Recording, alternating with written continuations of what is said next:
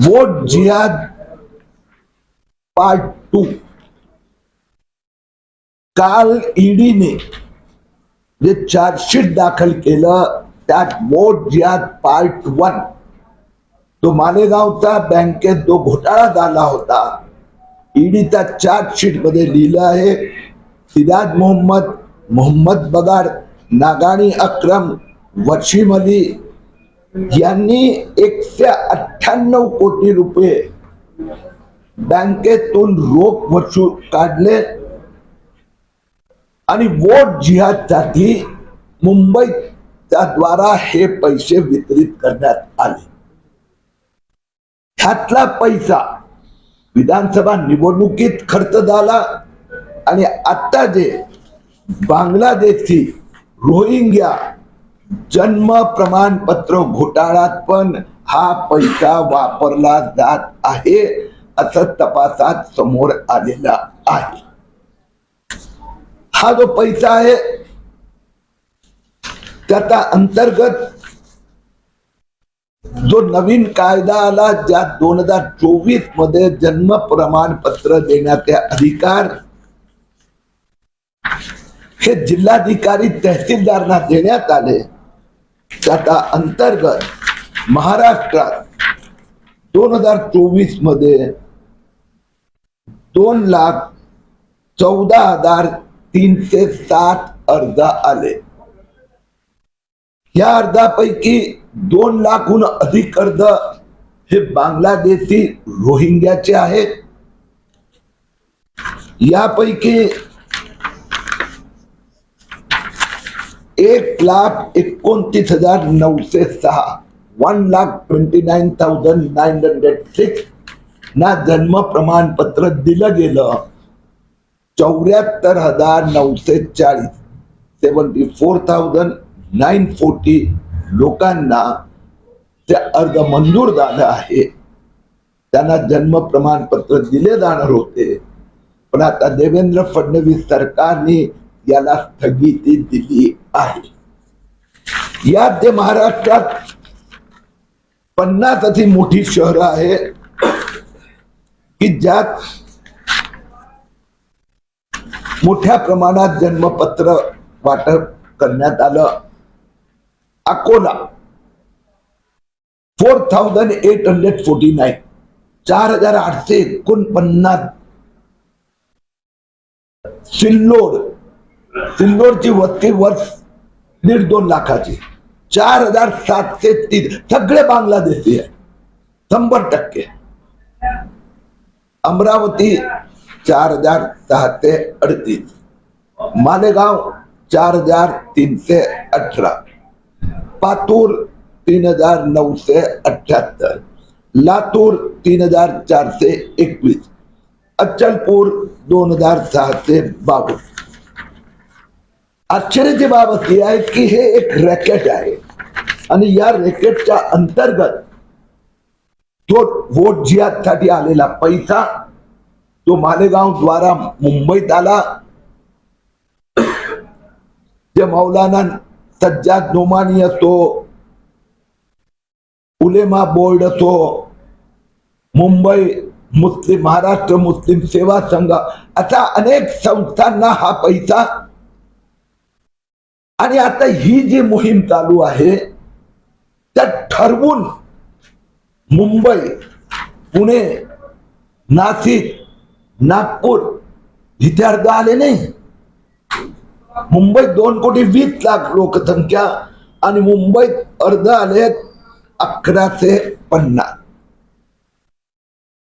आता 1,150 पैकी मंजूर फक्त 133।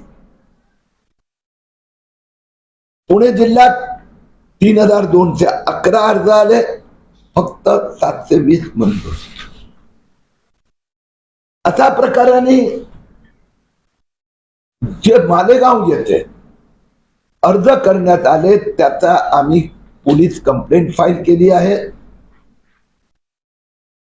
त्याची चौकशी सुरू आहे। तहसीलदार, नायब तहसीलदारला काढण्यात आलं। आता त्यातले काही नमुने म्हणजे पुरावे म्हणून फक्त आधार कार्ड आणि आधार कार्डाचा आधारावर जन्म प्रमाणपत्र म्हणजे सिटिझनशिप, नागरिकत्व.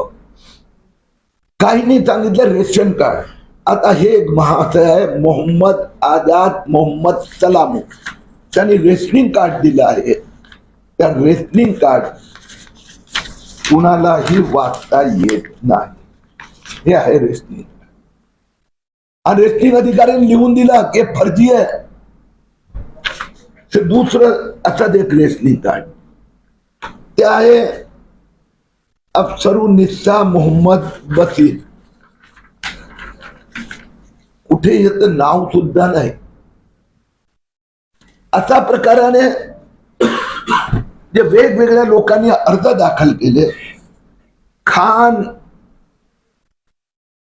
असराहल गुलाम दस्तगीर दिले शाळेचा दाखला, पण दाखलाच नाहीये. हमीर निसा इब्राहिम खान फक्त Aadhaar card. Afreen Shaikh Shakeel ration card जोडले ते भलत्यात कुणाच नाही आणि बाकी आधार कार्ड. या सगळ्यांना तहसीलदारनी दिले जन्म प्रमाणपत्र. खालदा बी मोहम्मद यांनी फक्त आधार कार्ड दिलंय, दुसरं काही नाही. सकीना एदाद रसूल जो शाळेचा दाखला जोडलाय त्याच्यावर काही वाचताच येत नाही आणि त्याच्यावर लिहिलं डुप्लिकेट. मोहम्मद आजाद मोहम्मद सलामू त्यांनी रेशन कार्डची प्रत दिली. रेशनिंग ऑफिसरनी सांगितलं हे यांचं नाही काय, खोटे आहे. अफगाणिस्तान महेशर जहां मोहम्मद यांनी जे आधार कार्ड आणि रेशन कार्ड दिलं त्यासाठी खाडाखोड केलेली आहे. माझी महाराष्ट्र पोलिसांकडे मागणी आहे की ज्या अर्जदाराने खोटं एफिडेव्हिट शपथपत्र दिलं आहे, खोटे पुरावे जोडले आहेत, त्यांच्यावर इंडियन पिनल कोडचा अंतर्गत सत्तेवर खोटं बोलणं, खोटे पुरावे देणं, फर्जी कागदपत्र देणं हा खूप मोठा गुन्हा आहे. त्या सगळ्यांच्या विरोधात ताबडतोब फौजदारी गुन्हा दाखल करावा. धन्यवाद. ज्या पद्धतीने कागदपत्र तुम्ही व्हेरीफाय केलेले आहेत, प्रशासनाने ज्यावेळेस असे डॉक्युमेंट तयार करत असतात त्यावेळेस हे अजून स्ट्रिक्ट होणं गरजेचं अशी काही मागणी करणार आहेत का? कारण अगदी काही एजंट नेमले, त्यांना 5-10 हजार रुपये दिले तर अशा प्रकारचे सगळे कागदपत्र म्हणून मिळत आहेत. यामध्ये काही स्ट्रिक्टनेस आणला पाहिजे, या एजंटच्या बाबतचा जो काही निर्णय होणं गरजेचं आहे, असं काही मागणी करणार आहे? मी मागणी तर करणार, पण ते मागण्या मंजूर होत आहेत त्याचं कारणच आहे की गेल्या महिन्याभरात मी महाराष्ट्रात 37 तहसीलदारांशी बोललो किंवा तिथे जाऊन आलो. 17 जिल्हाधिकाऱ्यांची चर्चा केली, 15 जिल्ह्यात जाऊन आलो. आणि त्यामुळे एक गोष्ट लक्षात आली की सगळीकडे पॅटर्न एकच आहे. आणि म्हणून मी 4 दिवसापूर्वी ATF ची भेट घेतली की आता डिझाईन कोणीतरी केली आहे. मी मुख्यमंत्र्यांना विनंती केली की आता मास्टर माइंड कोण आहे, पैसा कुठून आला हे आला सिद्ध झाला की पैसा मालेगावहून तो जो मोहम्मद सिराज ज्यांनी निवडणुकीत वोट जिहादसाठी पैसा वाटला तोच पैसा या कामासाठी, हे आता हेही सिद्ध झाला. हे जे मास्टर माइंड करणारी गँग आहे महाराष्ट्रात, तुम्ही दाखवलं की हजार जन्म प्रमाणपत्रासाठी बोगस कागदपत्र अर्ज हे 54हून अधिक शहरात आलेले आहेत. ते खूप मोठी डिझाईन आहे. मला तर भीती आहे त्या अन्य राज्यात पण असं होऊ शकतं. म्हणजे कायदा सुधारण्याचा, बांगलादेशींना भारतीय बनवण्याचा कारखाना. महाराष्ट्राबरोबर पश्चिम बंगाल आणि ईशान्येकडच्या काही राज्यांमध्ये देखील अशी कागदपत्र मिळत आहेत अशी माहिती मिळते. तर या राज्यांबाबत देखील काही संपर्क करून कळवणार आहे? पुढच्या आठवड्यात मी दिल्लीत विनंती केली आहे. तर बजेटच्या नंतर 1 तारखेला माझी तिथल्या दिल्लीच्या अधिकाऱ्यांची भेट ठरली आहे. सरकार पण तुमचं केंद्र सरकार राज्य सरकार तर विरोधक आरोप करतात तर हे का थांबू शकत नाही अशा लोकांना घुसखोरी करतो. ते तर झालं ना, कारण की हे जे आहे ते लोकसभेचा निवडणुकीत निकाल आल्यानंतर काही लोक भ्रमात आले होते आणि वोट या जोरात सुरू होतं. म्हणून विधानसभा निवडणुकीचा प्रचाराचा आचारसंहितेचा काळात हे षडयंत्र आलं. तर दोन्ही गोष्टी आम्हीच पकडले. नोव्हेंबरच्या पहिल्या आठवड्यात पैसे आले आणि त्याचा 7 दिवसात 7 नोव्हेंबरला FIR दाखल झाला. हे जे कागदपत्र आहेत त्याचे नोव्हेंबरमध्ये तक्रार होऊन डिसेंबरमध्ये कारवाई सुरू झाली. म्हणजे 2 लाख हे पहिल्या वर्षी आले, 73,000 स्टे दिला आणि 1,29,000 जे काय आहे त्यांना परत चौकशीचे निर्देश देण्यात आले. म्हणून देवेंद्र फडणवीस मुख्यमंत्री झाल्याबरोबर कारवाई सुरू झाली. योग्य वेळी हा घोटाळा थांबला. शेवटी आपण ज्याप्रमाणे बोलताय त्यानुसार इनडायरेक्टली आपल्याला असं बोलायचं आहे का लोकसभेच्या निकालानंतर कुठेतरी या मतदारांची संख्या वाढवण्याच्या दृष्टीने हे करण्यात आलं होतं, त्याचा फायदा विधानसभेला वोट व्हावा. जिहादसाठी, वोट बँक साठी काँग्रेस असो, उद्धव ठाकरे सेना असो, हे सगळं करतात. आता आपल्या माहितीसाठी सांगतो, मालेगाव मध्ये यांच्यासोबत आता कोण उभं राहिला? तिथला सध्याचा आमदार जो MIMचा आहे आणि सध्याचा खासदार शोभा बच्चा काँग्रेसचा. या वोट जिहादमुळे ते निवडून आले. आता ते म्हणतात, प्रेस स्टेटमेंट देतात की तुम्ही पागल आहे, की तुम्ही वेड आहे. मी अमरावतीला गेलो, विरोध कोणी केला? तिथले काँग्रेसचे खासदार वानखेडेंनी. मी अकोलाला गेलो काल, अकोलाचा आमदार तो मवियात आहे, त्यांनी विरोध केला.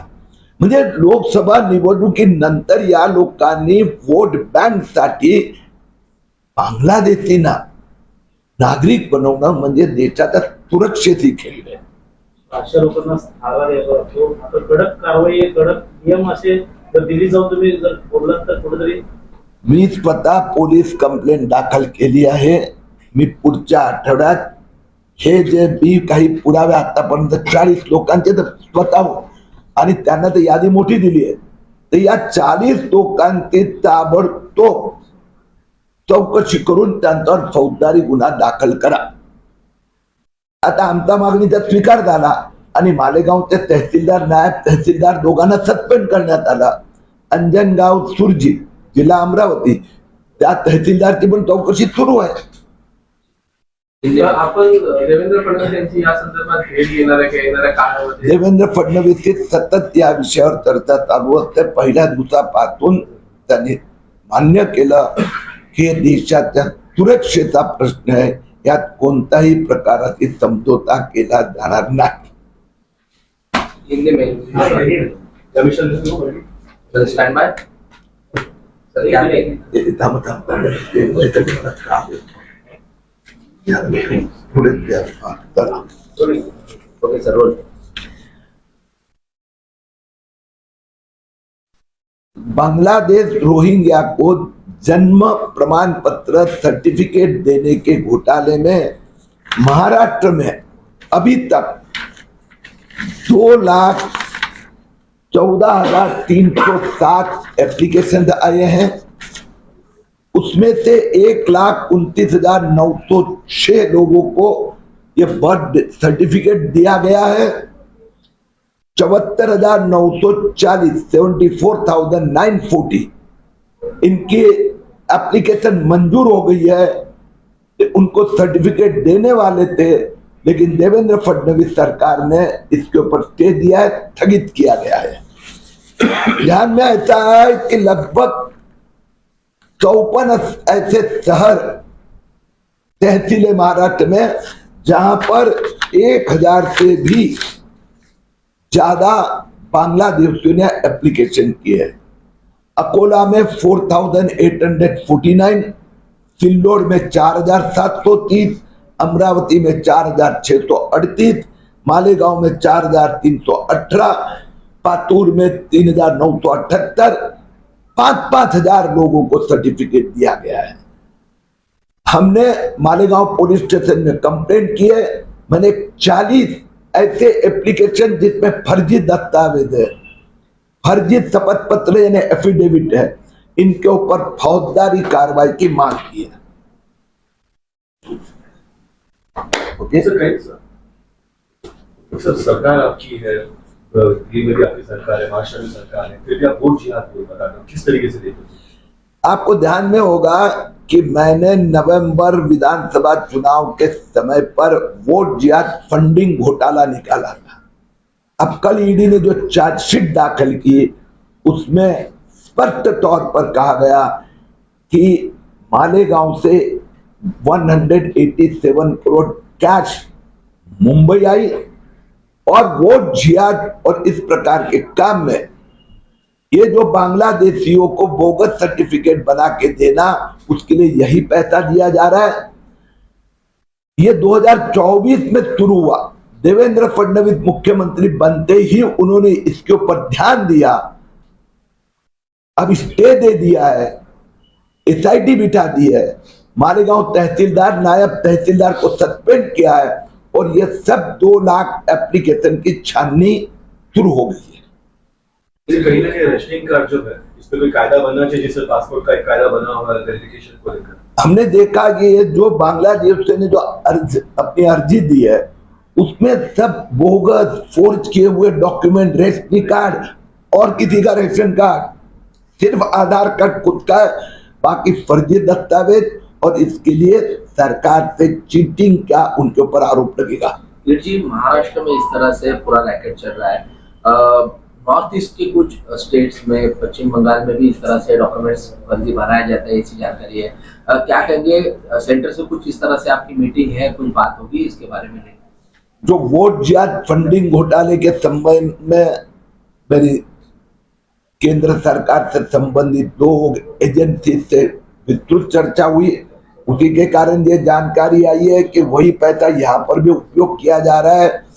अब 1 फरवरी बजट के बाद में मैं दिल्ली जा रहा हूं और उस समय पर यह घोटाला जो करने वाले लोग हैं, ये भी 2 लाख नाम हाथ में है अपने, तो उनकी जांच होकर उनको देश के बाहर भेज देना चाहिए। ये इसका मैं फॉलो अप करूंगा।